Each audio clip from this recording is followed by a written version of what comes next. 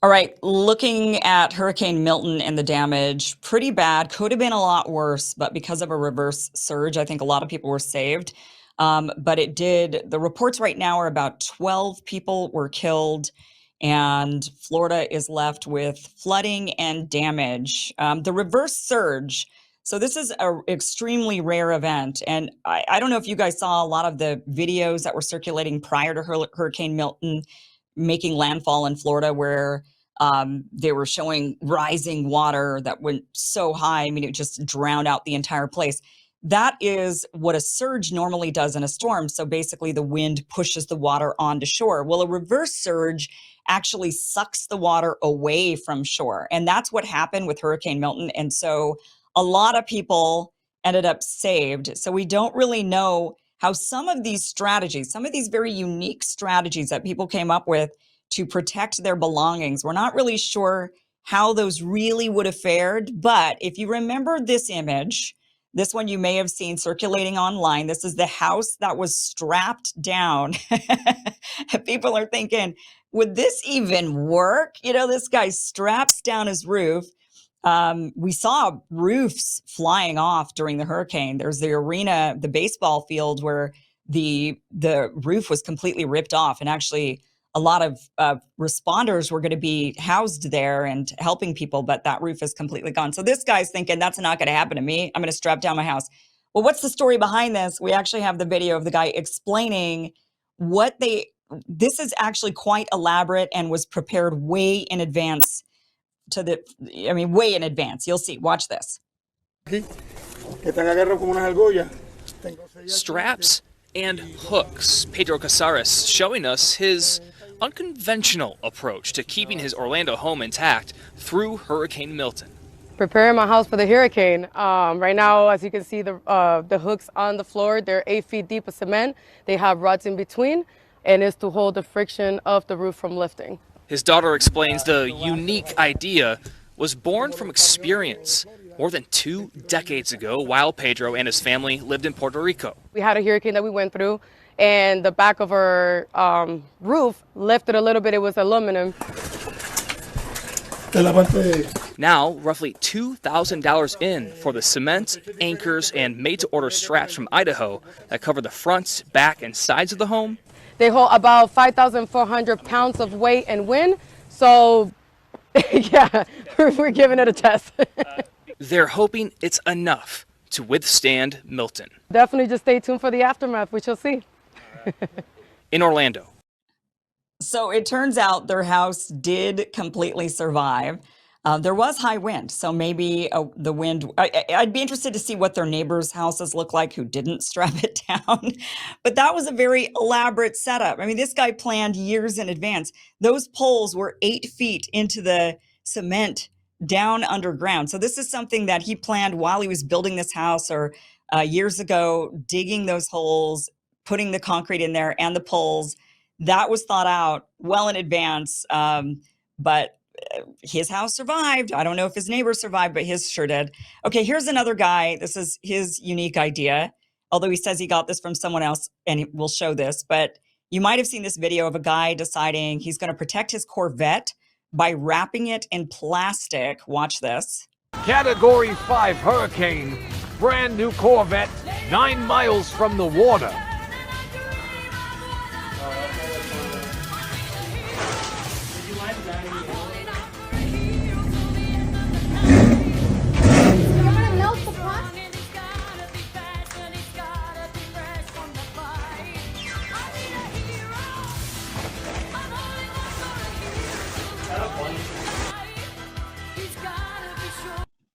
Okay. So he wraps his Corvette. How did it fare? How did he do this? How did he fare? He has an update video. We don't have the full update just yet of now that the storm is over. A lot of people don't have power, so they're not able to upload and communicate. But this is part 2 of what in the world was he thinking? Watch this. All right, guys. So a lot of you have been asking for a follow-up video on our Corvette wrapped in plastic. The reason we chose to do this is kind of inspired by a Porsche that I saw on Instagram in Tampa that survived. We're actually in Palm Beach on the East Coast, so it doesn't really make sense for us to evacuate If we're going to go north, we're not really going to make it very far. We could probably end up in a worse situation. So in terms of floating away, I'm not really worried about that. It's going to be in a garage with maybe 2 feet of water max, because we're only dealing with rainwater, not really a storm surge. And we also have like ventilation at the top, so as it fills up with water, the air is just going to be displaced out of the top of the plastic. Okay, interesting. He says another guy did it and it worked. We'll see, if there's an update and whether or not his car, if there was any flooding. I don't know if there was flooding where he was and if his car actually survived. But people, I mean, when you live in here I am, I'm in California, I'm in earthquake territory. So I'm thinking, and we have to do some strange things that for us are really natural that maybe other people think, oh, I didn't know you had to do that. Like we have to secure all of our bookcases to walls and our dressers to walls, and our pictures have to have earthquake, there's special earthquake hanging kits for your pictures and mirrors so that they don't fall down and break. And we do all of that. It's very normal for us here in California. We don't deal with hurricanes. And the people on the East Coast that do, they've been through it all. They've seen all the destruction, and they apparently have figured out some really clever ways to try to prevent the damage. Now, here's a crazy guy. This is Lieutenant Dan, they're calling him. Crazy guy who decides he's not going to evacuate. Not only is he not going to evacuate, he's going to get in a boat and he's going to ride the storm out in a boat of all the places. The guy has a backstory though, and we're going to get to it, but these are some of the initial videos. This is him preparing his boat, getting ready, and this all started trending on social media. So here he is.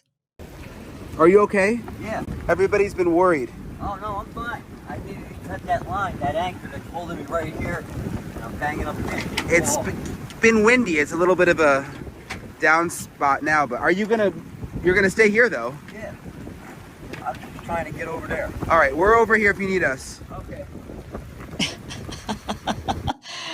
Okay, here's the police telling him, this isn't a good idea. You should maybe get out of here.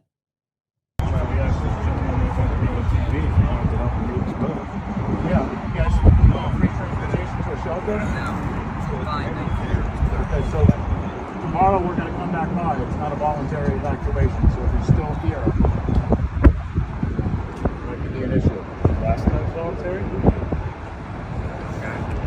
He's saying it's not a voluntary evacuation. You need to leave. A shelter? I got 9 shelters that are open on your route. Well, if they change it to where it's not voluntarily mandatory, you come in, you come in. If I don't come, you'll be arrested. It'll be tomorrow morning. We'll see you then. Yeah, okay, so the police are saying it's not voluntary. We have 9 shelters for you to go to. You need to leave. And if you're still here, it's going to be a problem. So they're trying to save this guy's life potentially. I think what saved his life ultimately was the reverse surge. There wasn't an actual normal surge of all the water flooding in. Instead, it was a reverse surge and everything got sucked out. In fact, here is Dan. Somebody checked in on him during the reverse surge, and this is what he says about it. How's the ride? The water's gone. Yeah, it's The water's going gone, out he into says. the Yeah. water. It's going out, being pulled out. Yeah. It's safe. You see right there. How are you doing? No problems?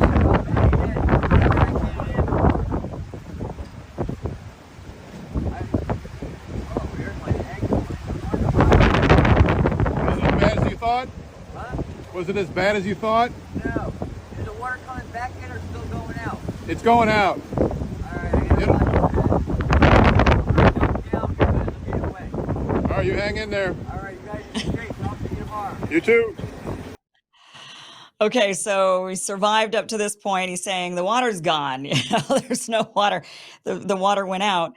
And then here's the final update on Dan. This is from News Nation. The news crews had been following him, following the story, and they went out there once again and asked, how are you doing, Dan? And here's News Nation.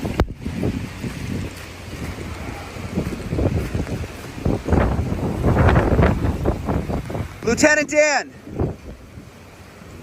Lieutenant Dan! Lieutenant Dan! Are you okay? Are you okay? I'm fine. Are you sure? Water's doing good. I think you made it through the worst of it. The water's all receded here.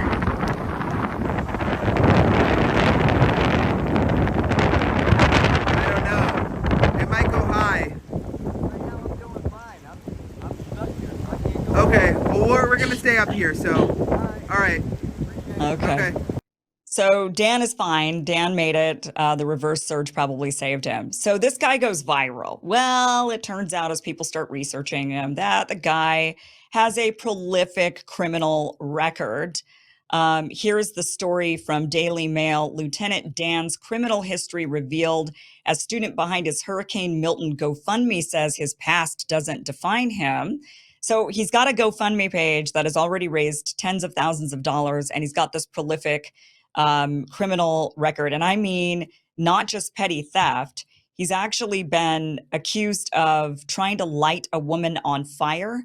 He also has been accused of beating an EMT with a violin. So this is a violent criminal, not just somebody who's, oh, he's got busted smoking pot or some little petty theft or something along those lines. So, no, he has had a prolific criminal history. In fact, look at all of these mug shots. He's been arrested several times, anything from assault to some petty crimes, but these are the multiple mug shots of him throughout the years.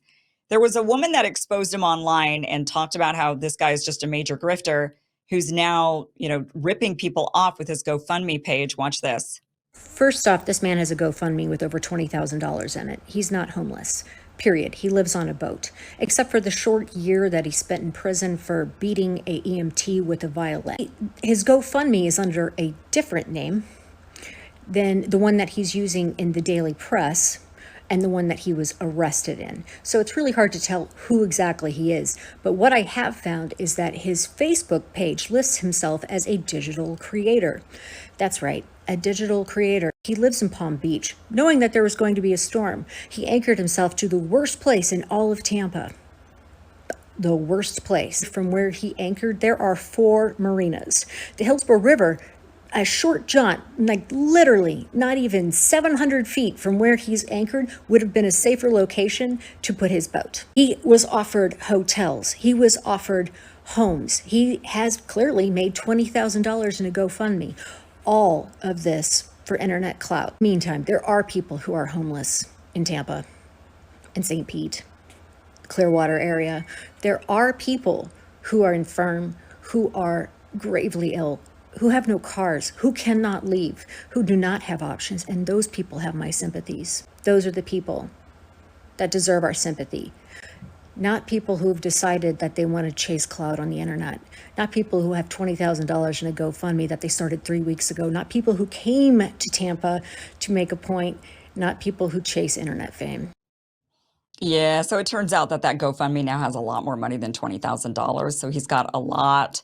But the guy is a violent criminal with a violent past. And now he's made all this internet fame. And the person who made the GoFundMe says he wasn't aware of the past of this guy, but he doesn't regret it. He says, people deserve to turn a new leaf or whatever. I don't know. But this guy doesn't seem like he's really a great guy. But nonetheless, he's now internet famous. So I'm sure, like the Hawk Tuah girl, we're going to see a #1 podcast coming from Lieutenant Dan and all of his travels on his boat that may or may not be his boat.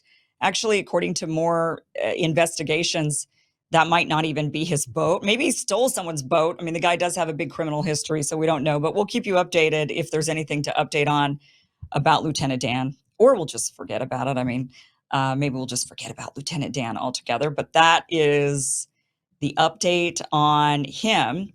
Lastly, I've got to show you this video. So a lot of people are saying, what's up with these hurricanes? These hurricanes they're big and violent. And there are some people out there that are saying this is weather modification that is causing this. So of course you've got the one camp saying this is climate change. The other camp and another camp saying, no, it's just natural, right? There's of course that camp, but there's the climate change camp. And then there's another camp saying this is weather modification. Claiming it's weather modification is considered a major conspiracy theory. But watch this CBS News report from like a decade ago talking about weather modification. Watch this.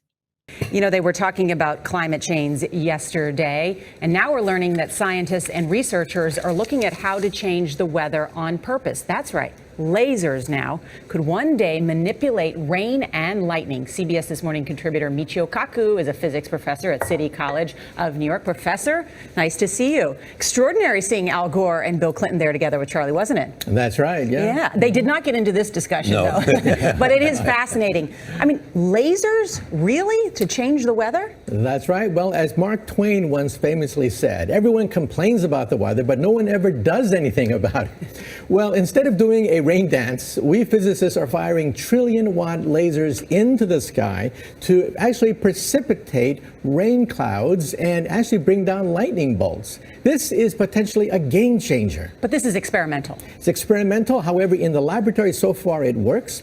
When you have water vapor and you have dust particles or ice crystals, you can precipitate rain. It condenses around the seeds. These seeds can also be created by laser beams. By firing trillion-watt lasers, you rip apart the electrons, creating what are called ions, and these ions act like seeds, like dust particles, bringing down rain and even lightning. Go ahead. Well, this fascinates me in part because, too, I remember reading the stories that China had used this during the Olympics, that the USSR had used this after Chernobyl to create rain clouds. I mean, did those really work then? We have some of these capabilities now? Inconclusive. Even in the 60s, the CIA used this to bring down monsoons during the Vietnam War, to wash out the Viet Cong. Governments have been playing with this thing. Alleged to. Alleged to, right. Yeah. Now, we realize that for decades now, these governments have been alleged to have experimented with weather control, but nothing conclusive. This time we're bringing in the laws of physics rather than simply waving our hands and uttering mumbo jumbo. We're actually using trillion-watt lasers now. And in the laboratory, sure enough, they precipitate rain out of water vapor. Sure enough, you can actually bring down electricity down the beam. So what does it mean for drought areas that need to have rain for crops? And if they don't have them, there's the consequences of famine. Well, the bad news is if it's a clear blue sky, it's not going to do anything at all because it only takes water vapor that's already in the air and condenses it. However, for floods, for agriculture, farmers, for people planning wedding parties, football games, you name it, outdoor events and agriculture and flooding and even hurricanes, all of them could be subject to weather modification. Incredibly interesting, Professor Michio Kaku. Thank you so much. Look at those giant conspiracy theorists at CBS who are talking about weather modification. And that scientist, what kind of a hack scientist is he? Oh, what could possibly go wrong, guys, with weather modification? What could possibly go wrong with trying to, halt militaries and put storms over them? What could possibly go wrong there? What could go wrong with just rich people wanting to ensure that their wedding is perfect and modifying the weather, rich people being able to do that? What could possibly go wrong? Maybe what could go wrong is, you inadvertently create or maybe purposefully create a massive hurricane. I'm not saying that's what happened with these last two hurricanes. I am just saying that these types of reports have been out there for years. And even the scientists saying, oh, yeah, they've been using weather modification all the way back in Vietnam War. They were using it. They've been using it. The Soviets were, everybody's using it. They've been doing this for a long time. They've been doing this for decades and decades. So it's clearly to scoff at it as a conspiracy theory is just, I mean, these days, anything could be real. And the fact that this type of technology has been used for a long time, I wouldn't, I think we should investigate and keep an open mind when it comes to absolutely everything. But those of you in Florida, please be safe. I hope that you're able to rebuild. I know that this was a very tragic and just harrowing thing to have to go through and to have to go through it again and again. Wish you the absolute best. Stay safe. Please, if you're in Florida, keep me updated with how's your rebuild effort? How are things going? Are you safe? Are you okay? Are your pets okay? Definitely stay safe, guys. All right, let's face it. Most K-Cup pods out there are packed with low-quality beans, full of mold, pesticides, and who knows what else. Studies have shown that mold contamination and pesticide residue are major problems in mass-produced corporate coffee. And trust me, you can taste the difference. Stale, toxic coffee isn't how you want to start your day, but that's where Rumble's 1775 coffee changes the game to make sure you're powered up right. Their new K-Cup pods are packed with single origin, high altitude beans, hand-picked for maximum flavor and zero shortcuts. So whether you're into medium roast or dark roast or their mushroom blend, which includes lion's mane, reishi, and cordyceps for a brain boost, these pods are here to fuel your mornings without the junk you find in the big brands. So now you don't have to sacrifice quality with the K-Cups. Head over to 1775coffee.com/Kim to grab your 24-pack today. Power up your mornings with the best. Thank you so much for watching. This was just a clip from the longer, larger show that you can catch Monday through Friday, 5 p.m. Pacific, 8 p.m. Eastern at KimIversonShow.com. That'll route you to the platform where you need to be in order to get the full uncensored show every Monday through Friday, 5 p.m. Pacific, 8 p.m. Eastern. Click on that link, watch the full interview. See you there.